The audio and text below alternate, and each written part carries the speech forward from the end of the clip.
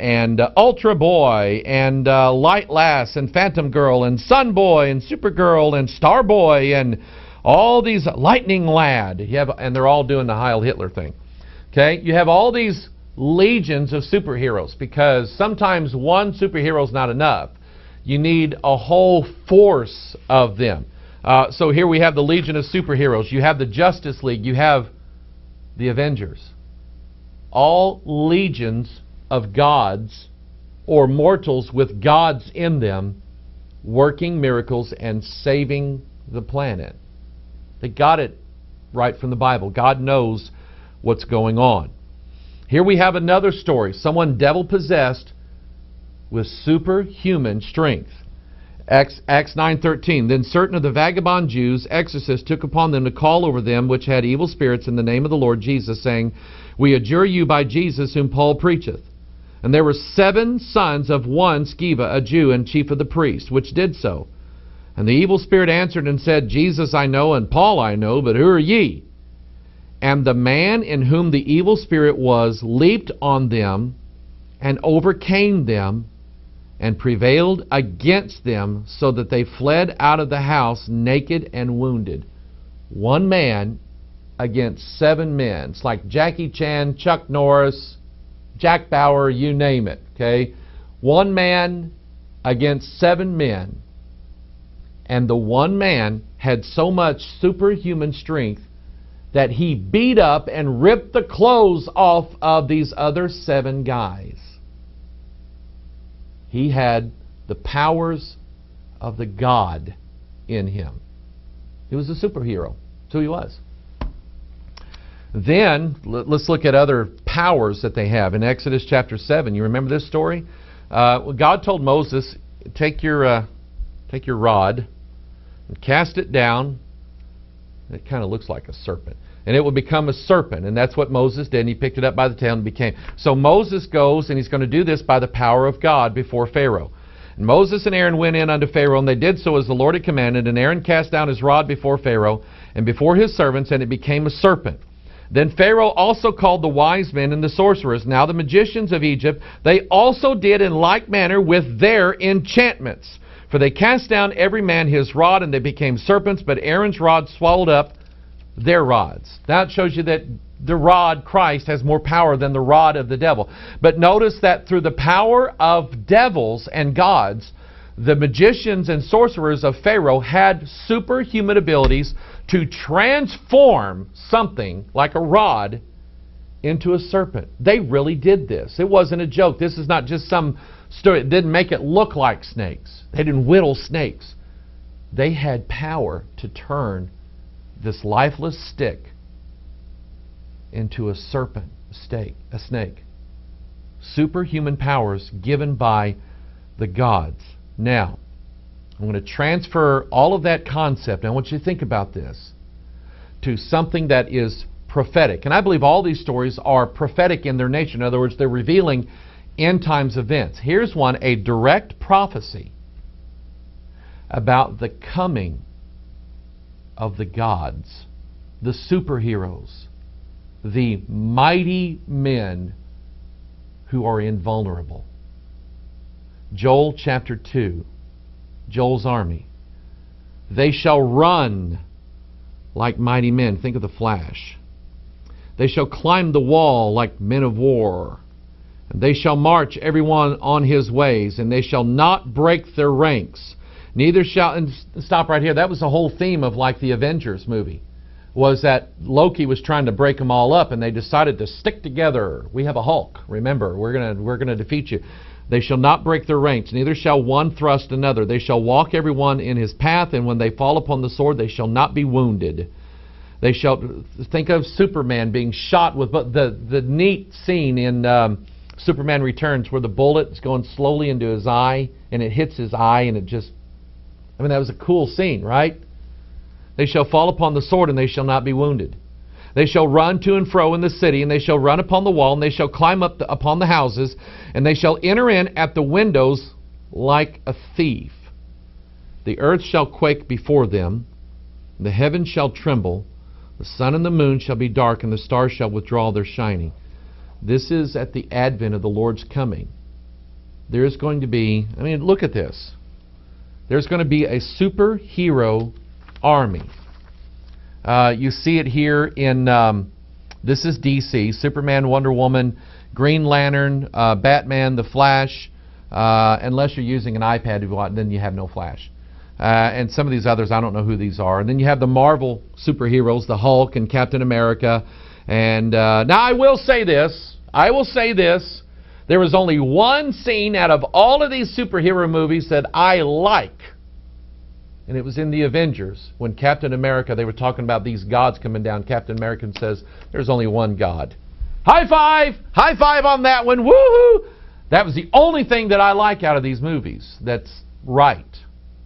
There is only one God. But here you have all these superheroes that are mighty men. And they can't be hurt. They can't be harmed. And they can climb walls and leap over tall buildings with a single... Are you getting this? This is Joel's army. This is Joel's army. It's an army of supermen. You've heard me talk about this. The concept of Joel's army is deeply embedded in the church. And what happens? You have Joel's army, Generation Extreme. Notice the X here. X-Men. You know what that is? Chromosome.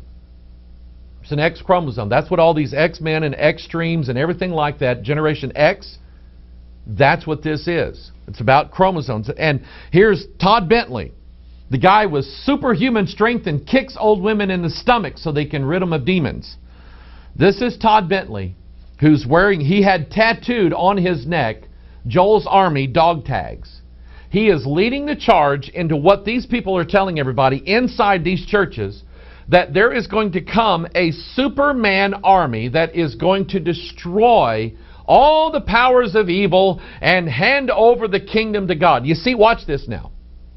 Just like in the days of Moses, when the Israelites were at the base of Mount Sinai and they got tired of waiting for God to come down and reign over them, they decided they were going to do it themselves by making gods to worship. That's the same thing with dominion theology, thinking, well, we get kind of tired of waiting for God to come back. We're just going to take over the world for Him. And that's what the whole Joel's Army concept is all about. Here is a quote from one of these who is teaching the Joel's Army superhero myth, Clifford Hill. He said, the new breed is an elite group of believers endowed with supernatural power that would enable them to be part of the army of dread warriors that God was said to be raising up in our generation. This is scary. Because what they're telling all these Christians, all these people, these sheeple, is that God's going to hit them with something. Like, you remember Ultraman? Oh, I loved Ultraman. He had this thing that came out of a UFO, and he would raise it up to the sky, and he would be transformed into this. This was cool. I used to love this show. He was transformed now into a giant god who got his power from the sun. Could do that. This is what they're telling everybody that's going to happen. God's going to send down something, and He's going to change them. He's going to turn them into a new breed. You know what that is? They got their DNA changed. They're going to have supernatural powers. They're going to be warriors. You know what? Really, they're telling you that the Christians are going to be what's in Joel chapter 2. We've already seen, there's a video we did called The Truth Behind Joel's Army, that this army that Joel is describing is not the super warrior Christians. It's these devils that rise up out of the pit in Revelation chapter 9. It's the exact description of them. Word for word. They're telling you that we are going to become gods one of these days and take over the world. They're right. It is going to happen. Here is one of the grandfathers of this movement, a guy by the name of Bob Jones. You're going to hear him in this video clip talk about how this is going to make you people into a Superman race. Take a listen. Supermen and women. This earth is not their home. They're just going to be passing through. These breakthroughs are going to put them in a level like you had never seen before. God is going to have him a Superman race. He's going to have him dread champions. Superman race. I mean, and here's where they get it from. They get it from the idea of Superman. He is, I notice this one, the evolution of the man of tomorrow. You see what it's planting in people's minds. You see what's being planted in all these church people's minds. The idea that something's going to happen, something's going to alter us, something's going to transform us. We're going to get bit by a radioactive spider, or lightning's going to shoot down from heaven, or something like that is going to transform men into these supermen species, a new breed of gods is going to be born on this planet. We talked about what the false prophet is going to do. He's going to deceive everybody. Revelation 13:14 is going to deceive them that dwell on the earth by means of those miracles. Revelation 16:14, they are the spirits of devils working miracles, which go forth unto the kings of the earth and the whole world to gather them to the battle of the great day of the Almighty God. You see, the Joel's army has one purpose in mind. That is to enable and empower all of the human beings to become superhero gods for one reason. It's to fight a battle. What battle is it? It's the battle of Armageddon. In Revelation chapter 19, they're actually fighting Jesus and all of those who come with him at his coming. That's what they're setting everybody up for.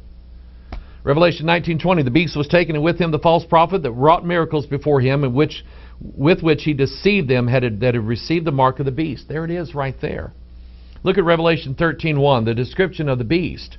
And I stood upon the sand of the sea and saw a beast rise up out of the sea, having 7 heads and 10 horns, and upon his horns 10 crowns, upon his heads the name of blasphemy. And the beast which I saw was like unto a leopard, and his feet were as the feet of a bear, his mouth as the mouth of a lion. And the dragon gave him his power and his seat and great authority.